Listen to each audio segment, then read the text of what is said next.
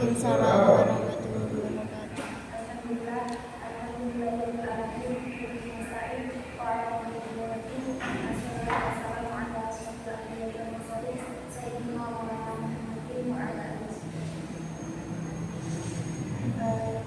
Yang saya hormati Bapak Fajar Kurniawan selaku dosen pengembangan teknologi pembicaraan yang saat ini berkenan hadir, dan juga kepada teman-teman yang berada. Langsung saja saya di sini akan mempresentasikan makalah saya dengan tema teknologi komunikasi pada ranah kerja. Seperti yang kita sudah bahas sebelumnya, bahwa teknologi merupakan cara atau metode yang dibuat secara rasional untuk mencapai hasil yang lebih efisien dalam berbagai aktivitas manusia, seperti yang telah diungkapkan oleh RU dalam buku yang ditulis oleh Nana Martono. Nah, sementara itu menurut Kamus Besar Bahasa Indonesia atau KBBI, teknologi adalah metode yang menggunakan ilmu pengetahuan untuk tujuan praktis atau semua alat dan cara yang digunakan manusia untuk memenuhi kebutuhan hidup dalam meningkatkan kenyamanan. Nah, perkembangan teknologi saat ini sangat cepat dan mempengaruhi hampir semua bidang kehidupan. Perubahan ini tidak hanya dirasakan di bidang industri, tetapi juga pada pola kerja maupun hubungan sosial antar masyarakat. Saat ini banyak pekerjaan lama yang mulai berkurang karena digantikan oleh mesin atau sistem digital. Sementara pekerjaan baru yang membutuhkan keterampilan teknologi itu semakin banyak pula. Nah, pada belajar ini maka kita akan bahas tentang teknologi komunikasi pada lapangan kerja. Menurut Rowe dalam Sukoco, teknologi komunikasi adalah bentuk komunikasi yang memanfaatkan perangkat elektronik atau elektromagnetik. Nah, sementara itu Bibi dalam Sukoco menjelaskan bahwa teknologi komunikasi merupakan proses pengiriman informasi menggunakan teknologi seperti telepon yang meliputi pengiriman suara, data, gambar dari satu tempat ke tempat lain. Jadi teknologi komunikasi itu media komunikasi antara satu orang dengan orang yang lainnya di tempat yang berbeda dan dalam waktu yang sama. Bisa juga berbeda. Nah, secara umum dapat disimpulkan bahwa teknologi komunikasi adalah proses komunikasi yang menggunakan perangkat elektronik dan elektromagnetik untuk memperoleh informasi secara cepat, real time, serta mendukung operasional organisasi atau perusahaan yang tersebar di berbagai lokasi. Nah, perkembangan ilmu pengetahuan dan teknologi yang begitu cepat itu memberikan perubahan besar dalam kehidupan manusia. Di satu sisi, teknologi itu memberikan banyak manfaat bagi kita, seperti kemudahan berkomunikasi, kemudahan mengakses informasi baik itu di media sosial ataupun yang lainnya, serta juga meningkatkan efisiensi dalam berbagai kegiatan kerja. Nah, namun di sisi lain, teknologi juga membawa dampak negatif, terutama dalam dunia kerja. Di antaranya adalah penggunaan teknologi komunikasi yang tidak bijak dapat memicu penyalahgunaan informasi, pelanggaran privasi, serta meningkatnya risiko kejahatan digital seperti penipuan atau pencurian data. Nah, teknologi komunikasi kan sudah berkembang sampai sekarang. Nah, kita sebagai pengguna atau sebagai konsumen itu juga harus bijak-bijak dalam menggunakan teknologi komunikasi. Yang kedua adalah perubahan perilaku dan pola interaksi antar pegawai.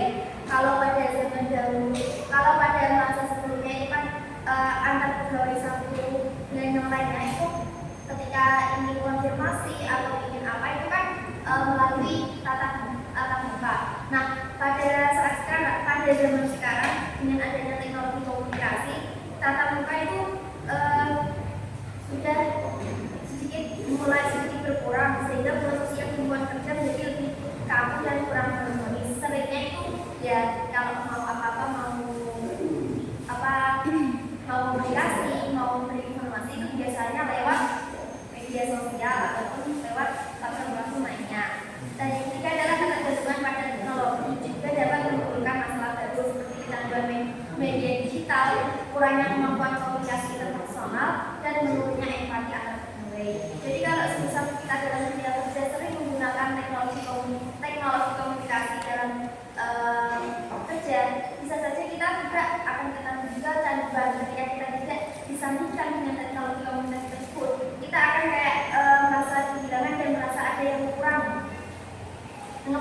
penyebaran informasi yang tidak akurat atau hoax melalui platform digital.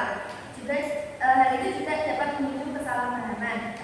Tidak asing lagi kalau banyak keluar satu informasi-informasi yang kurang benar adanya itu tersebar di media sosial, dan itu bisa saja menimbulkan kesalahpahaman maupun konflik, bahkan bisa juga menurunkan produktivitas kerja seseorang. Nah, karena itu meskipun teknologi komunikasi ini memberikan kemudahan,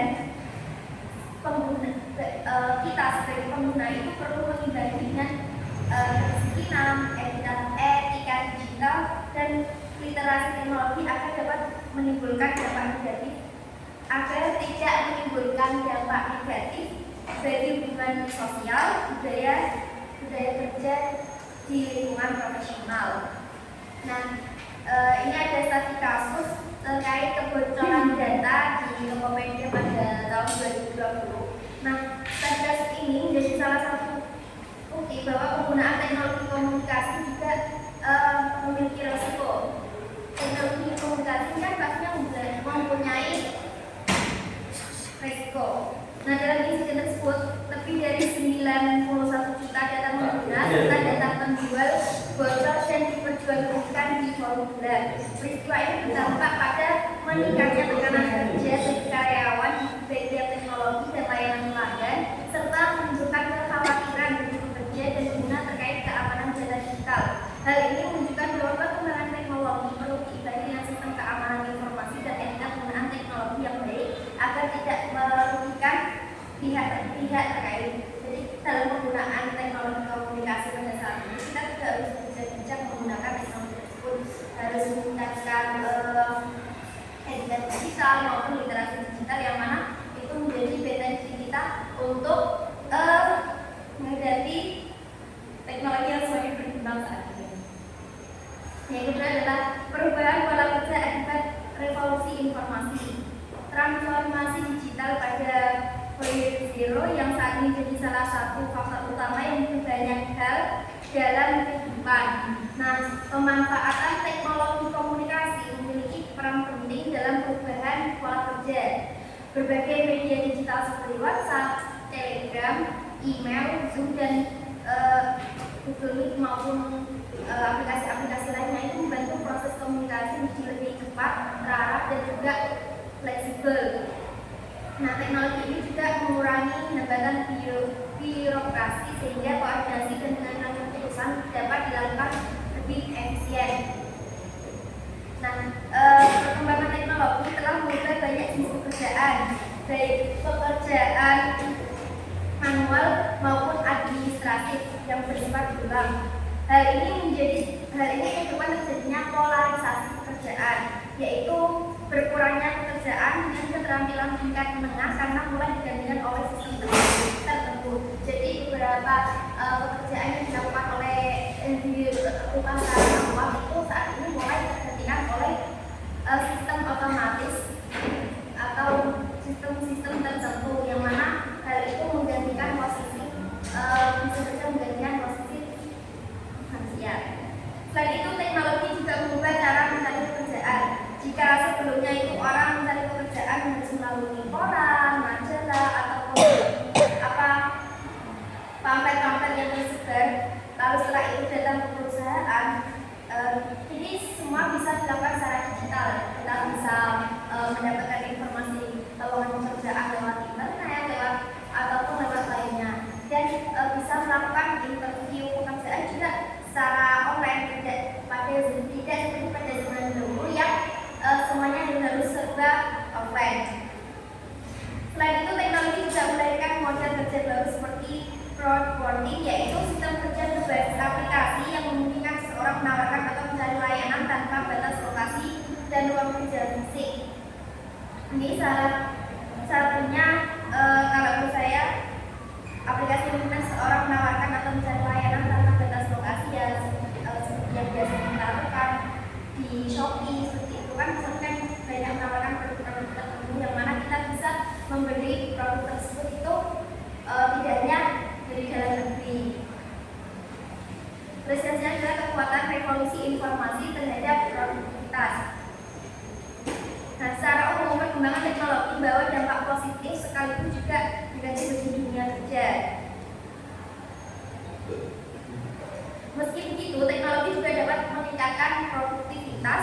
menciptakan kebutuhan baru, serta membuka peluang kerja di sektor-sektor yang sebelumnya belum ada. Nah,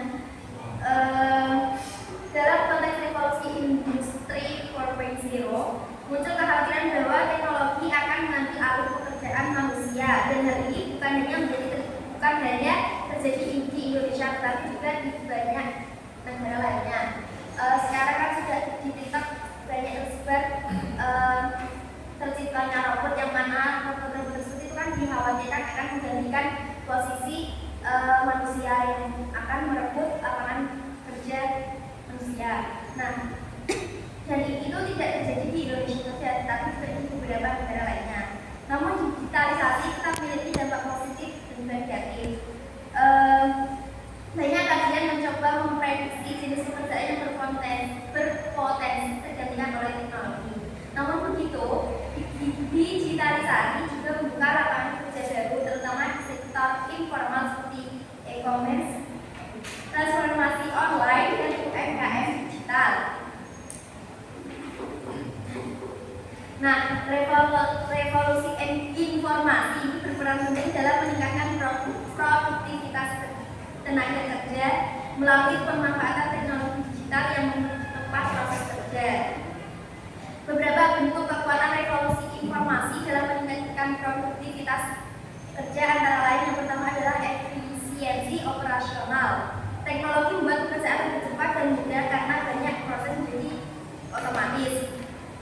Semisal contoh, kalau mungkin beberapa toko itu menghitungnya menggunakan kayak di nota menggunakan ditulis manual. Kalau diminimalkan kan sekarang kayak ada klik-klik ini bilang. Nah, itu kan menjadikan itu merupakan efisiensi operasional. Yang kedua adalah keputusan lebih cepat. Perusahaan bisa melihat data untuk menentukan langkah yang paling menguntungkan. Nah, contoh kecil, kalau kita melakukan penjualan di aplikasi Shopee, kita menjual beberapa produk. Nah, kita cuma tahu salah satu produk tersebut itu laris. Nah, itu merupakan peluang kita untuk memperluas. Jadi itu menjadi peluang kita untuk memperbanyak produk tersebut karena produk tersebut itu laris. Ini enggak. Dan yang selanjutnya adalah inovasi produk dan layanan. Teknologi membuat munculnya model bisnis baru yang sebelumnya tidak ada. Contoh ojek online seperti Gojek. Kalau zaman dulu kan adanya bakalan ojek kayak gitu mangkal. Kalau sekarang kan kita mau pergi, kalau nggak punya motor bisa lewat ojek, bisa ojek lewat ojek online, pesan secara online. Yang selanjutnya adalah peningkatan kepuasan pelanggan. Interaksi dengan pelanggan lebih cepat dan mudah lewat platform digital. Seperti kalau kita mau beli skincare atau mau beli apa, kita bisa konsultasi dengan nomor akun yang sudah tertera di dalam akun tersebut. Itu bisa menjadi interaksi tersebut bisa meningkatkan kepuasan pelanggan. Yang selanjutnya adalah globalisasi pasar. Bisnis bisa menjual produknya ke luar daerah atau luar negeri hanya dengan internet.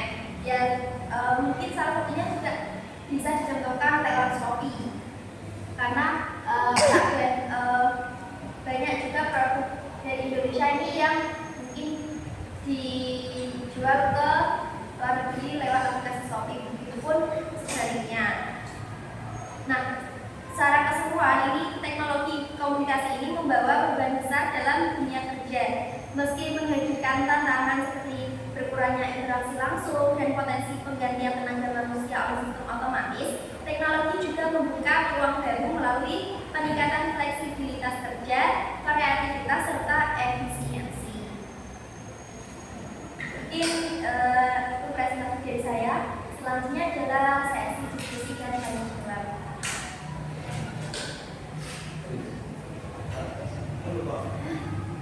Satu-satu makanya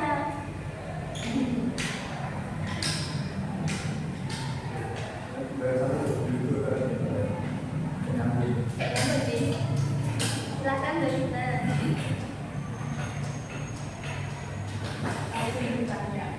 Kalau sekarang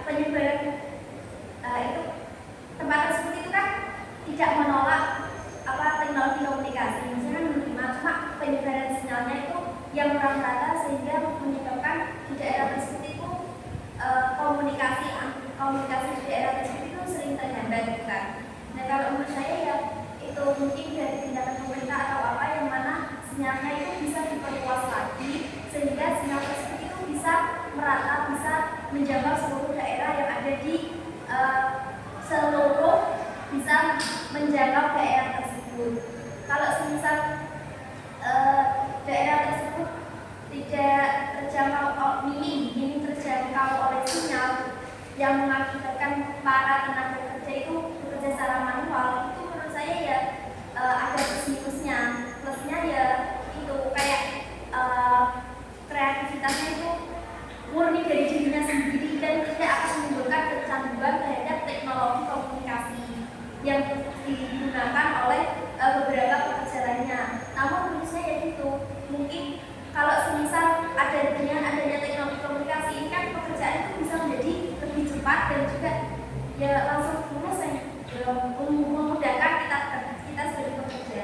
Tetapi dengan minimnya sinyal tersebut itu kan menjadi salah satu penghambat bagi mereka untuk menggunakan teknologi komunikasi tersebut. Jadi kalau dampak negatifnya ya itu mungkin pekerjaan itu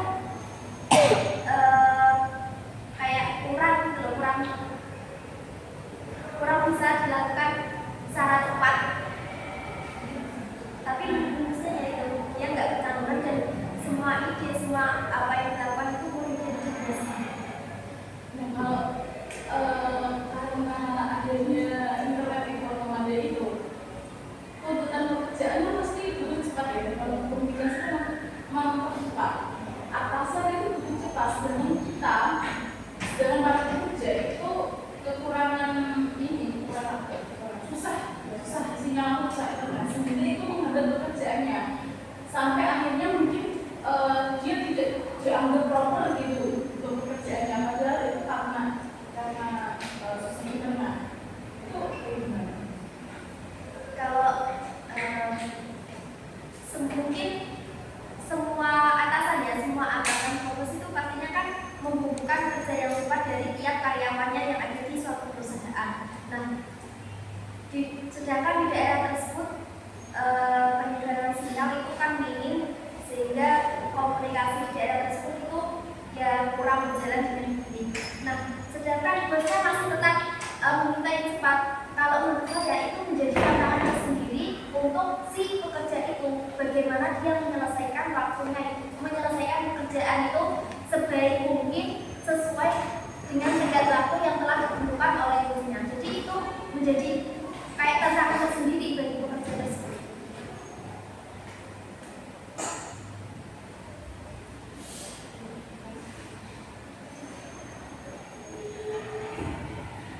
Bagaimana Mbak Gimana?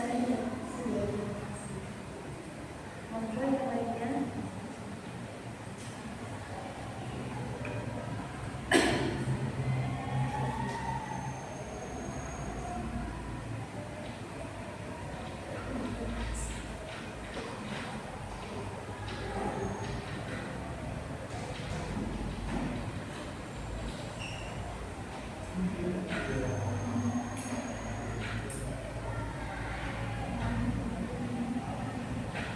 Teman-teman yang ingin bertanya, berniaga, berbicara, berdiskusi, silakan.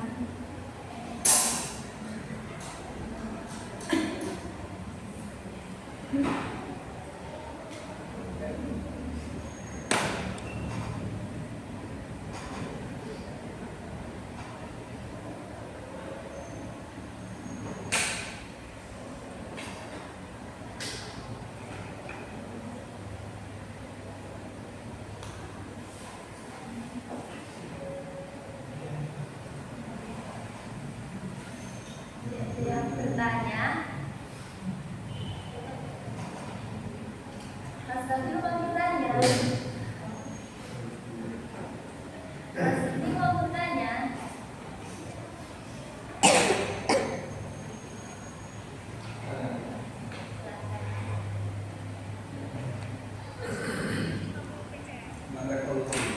Revolusi teknologi kan? Ya, revolusi industri. Revolusi industri. Ini kan betul-betul ini ada tentang angka dan otomatis teknologi yang ada di sana itu kembali ke zaman dulu. Jadi kan banyak fasilitas yang rusak gitu atau bencana. Nah, untuk berapa lama mungkin untuk bisa memberikan teknologi gitu? Mana saya tahu. Atas jalan terus sinyal internet. Mana saya tahu. Kalau menurut saya kalau melihat bencana tersebut, sedangkan saat ini kan bencananya kan masih kan ya. Kalau pemerintah mau memperbaiki kan juga masih kesulitan. Masih bencana diperbaiki kan ya bingung yang berjaga. Jadi mungkin kalau mungkin logika saya mungkin itu menunggu bencananya sudah apa mungkin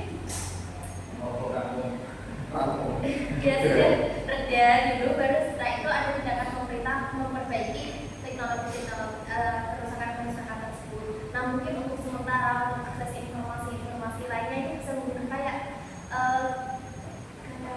tahu yang pernah diomongkan Mbak Vina atau siapa waktu GZ itu kan sama halnya dengan GZ kan, akses informasi kan terputus, tapi masih ada wartawan di sana, masih ada kayak kita masih bisa menerima informasi dari GZ itu kan lewat jurnalis yang ada di sana, dan jurnalis di sana itu membawa kayak akses jenisnya sinyal atau apa kayak mungkin sinyal bawah tanah. Akhirnya nggak boleh laut. Mungkin membawa seperti itu untuk itu penyebaran informasi. Sementara di tanggungan dipakai itu. Nanti kalau bencananya sudah mereda, mungkin pemerintah bisa melakukan. Kalau menurut saya,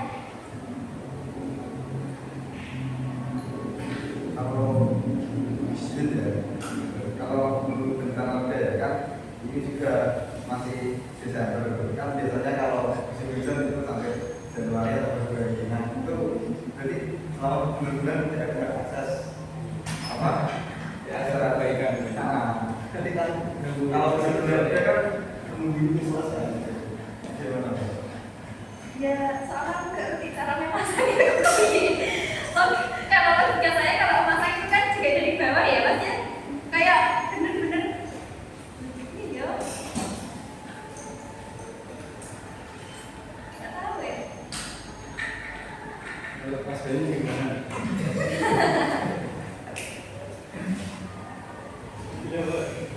Ini loh apa sih?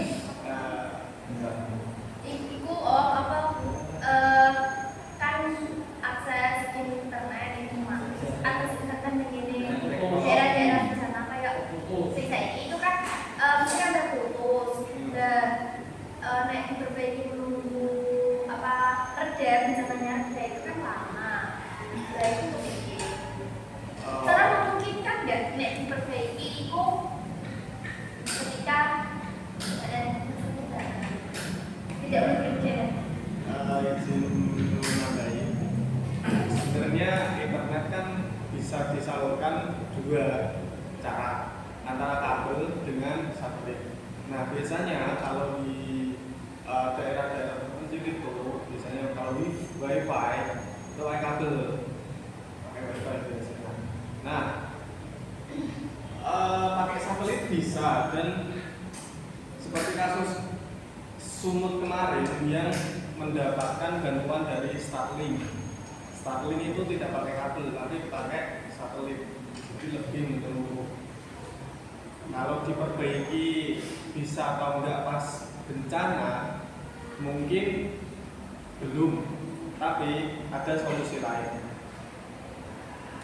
Menggunakan tadi apa mas? Starlink itu teknologi yang pakai satelit. Itu mas Adi. Y. Diabaikan Y. Selanjutnya. Satelit. Starlink pakai satelit. Pembahasan kali ya. Ya maksudnya pembahasan satelit itu tidak pembahasan.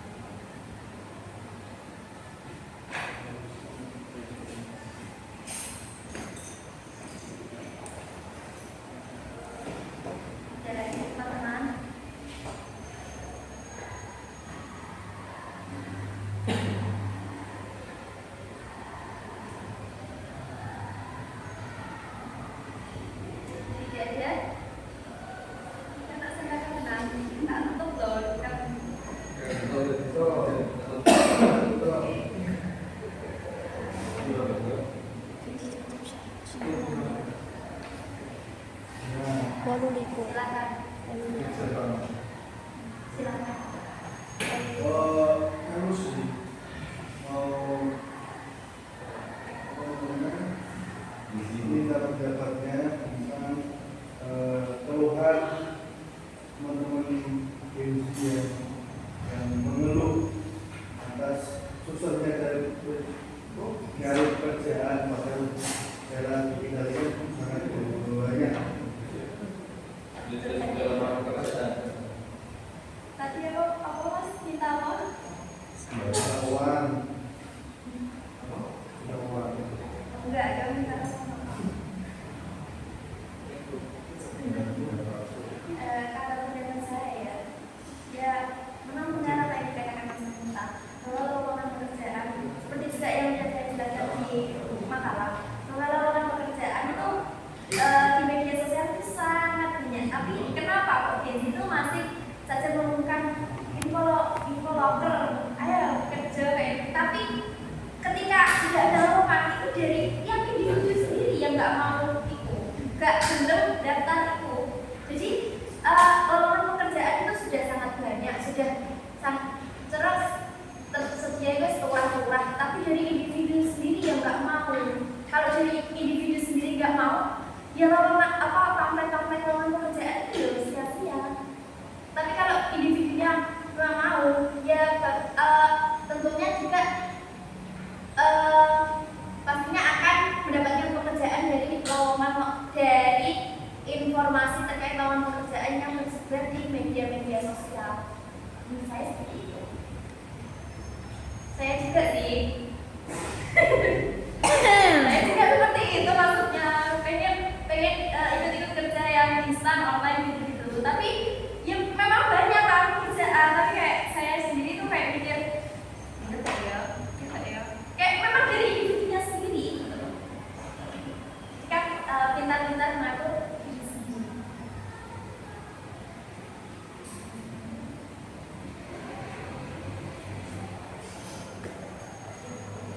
Sekretari apa, Mas? Tidak ada? Lagi tidak ada? Apa bisa diem? Tapi bodoh. Nak kasih itu.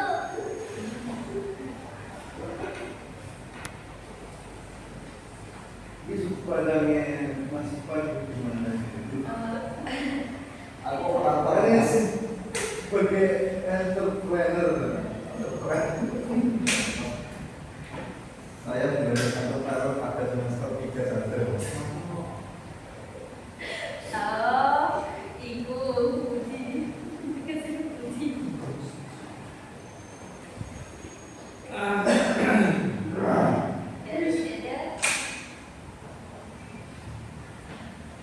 Kalau tidak ada, saya simpulkan bahwa perkembangan teknologi komunikasi ini telah membawa perubahan besar pada dunia kerja dengan mempermudah akses informasi, mempercepat proses kerja, dan memungkinkan komunikasi tanpa batas ruang dan juga waktu. Namun perubahan ini juga menunjukkan tantangan berupa berkurangnya interaksi tatap muka, meningkatnya resiko pelanggaran privasi digital, serta hilangnya beberapa pekerjaan karena tergantikan oleh mesin-mesin tertentu.